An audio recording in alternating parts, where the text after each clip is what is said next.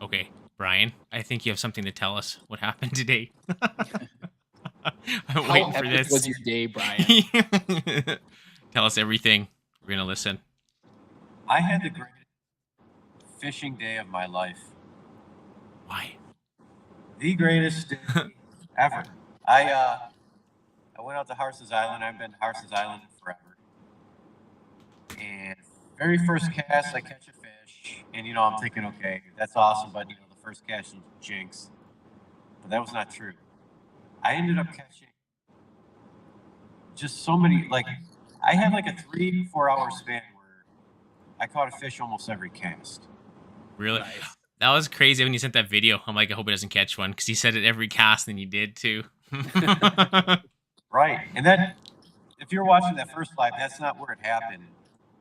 I broke up my lives, and then like when I did like the third segment of my live, I moved down the channel or the canal a little bit into a honey hole that I know, and that honey hole was just loaded. Yeah.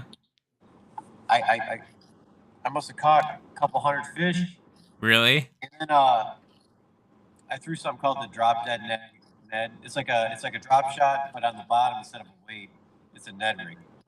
Okay. And like one of my first casts was that. I'm like, oh, I wonder if it's on the drop shot. I wonder if it's on the Ned rig. 2 fish. I had 2 fish on, 2 bass. I've never caught. Fighting over the hook. 2 bass at once. I've caught 2 perch, but never 2 bass. That's cool. How does it set up then? You have 2 hooks on one soft bait then, or how does that rig setup look like? So basically, drop shot's up high, obviously. Right. But instead of using your standard drop shot weight, I just use kind of like a heavier weight on my Ned rig. Okay. And then I bury the hook into the Ned rig so it's not really catching at the bottom. Because, like a weedless style, then you're saying on it. Yeah, it's kind right? of like a weedless style. Snag it.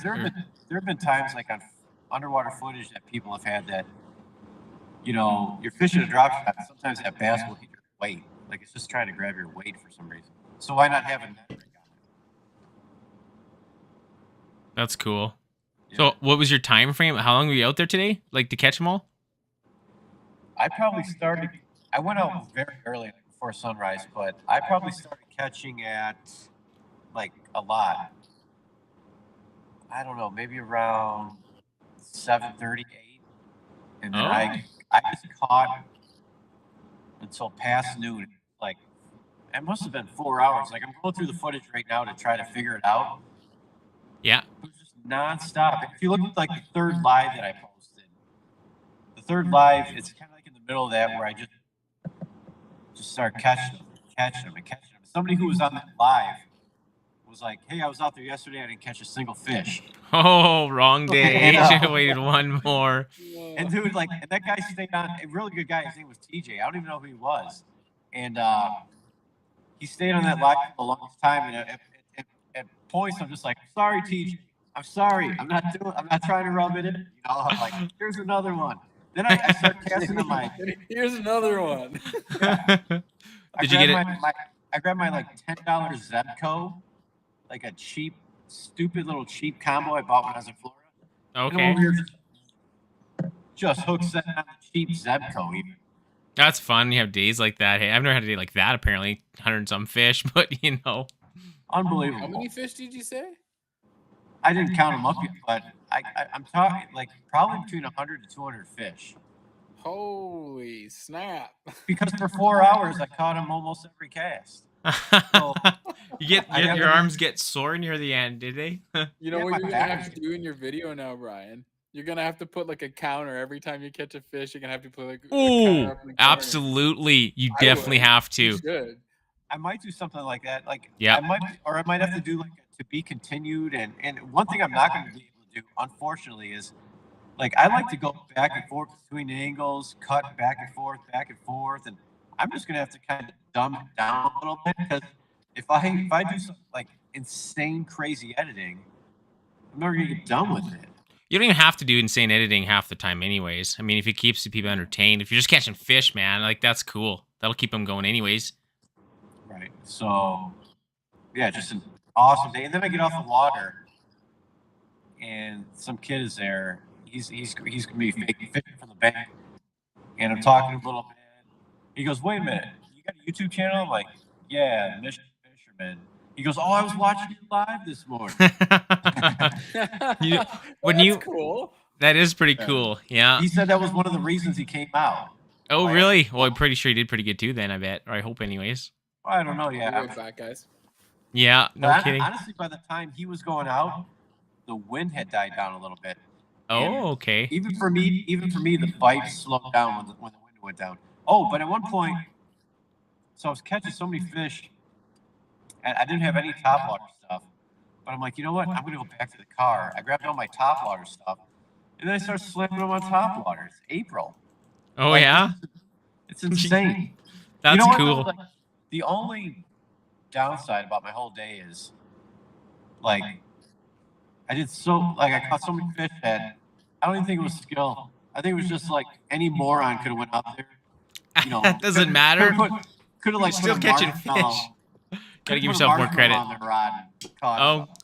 that's nice, man. Hey, Gary. Hey, outdoor influencer. Hey, man. How's it going? I haven't thrown a magnet in probably 2.5 years. I kind of stopped doing that and went into regular fishing for a while. I kind of abandoned my magnet fishing. Thought we had summer, but it's snowing. Yeah, it's snowing here tonight. We're supposed to get, well, it's random forecast, between 5 to 15 centimeters of snow, but I mean, it's not going to last. No. Oh, Give me dude. that.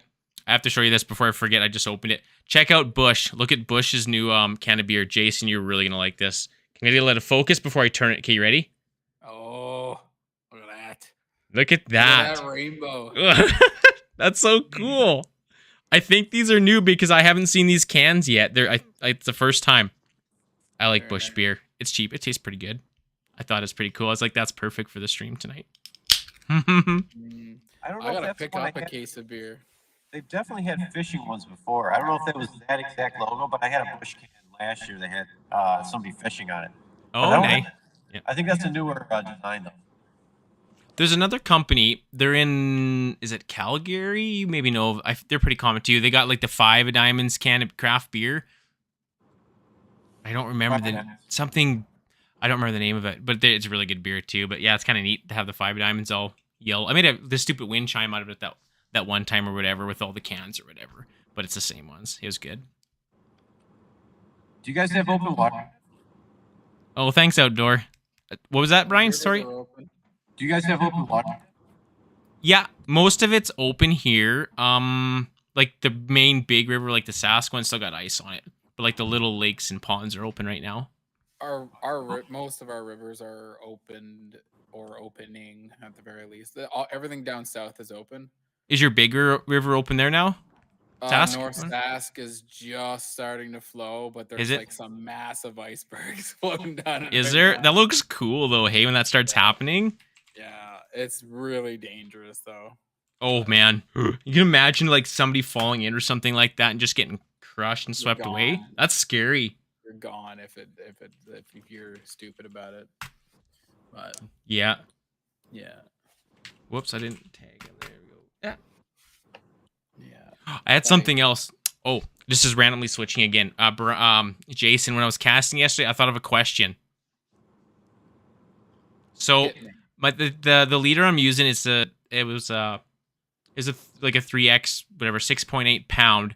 So here's my Yeah. question: where is the 6.8 pounds since it's a tapered leader? Would it have to be at the weakest point where it just goes onto the fly, or where? Because like, where's the actual? Is that an Yes. average of the leader? No, it'll be so the butt section, right? It's where it's tapered, right? The butt section's gonna be like probably quite a bit more. That's what it's gonna be at the tip. Okay, so basically the weakest point is the Yeah. pound of the leader. Yeah. Okay, What were you throwing? it was that. It's the only one I had, I think, in my pack still, but it was the 3.8 or whatever. No. What, Or what were you tossing? Like what fly? I didn't have any fly. I left the leader on. That was it. Oh, Just because I was in the kid's school yard. If I snapped the fly off, some kid running around is gonna get a fly in the shoe or leg or something. So yeah, it worked good without one though. yeah. The good way to one way to do it is just tie a little piece of yarn on the end. Just to kind of like pretend it's a fly to get the weight kind of distribution. Is that what you mean? Yeah, if you can learn how to toss a decent dry fly, it really teaches you how to the casting mechanics better Oh, than okay. because I a should do streamer that. has weight, right? Yeah, So right. they're easy to chuck. It loads the rod easy. But when you got and in an infrig, same thing. You got weight behind it, right? Like when the bobber pulls off the water, it loads the rod and you can fire it. Right. But when you're dry fly fishing, that's when you really get the mechanics of learning how to fly fish. You know what's crazy too? When I first tried the pike fly or whatever, the 1 year, it was like 2 years ago when I finished. Like I didn't go last year, but holy man, it was so heavy. It totally threw me off. It took me like half a day to catch back onto like from a big pike fly because it had like a Yeah. 2-aught hook in it, and they were big ones too. It kind of threw me off.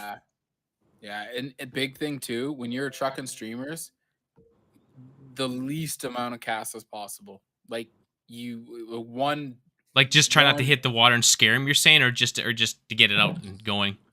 you like out front, back, and out and done. Or water load it and just pitch it.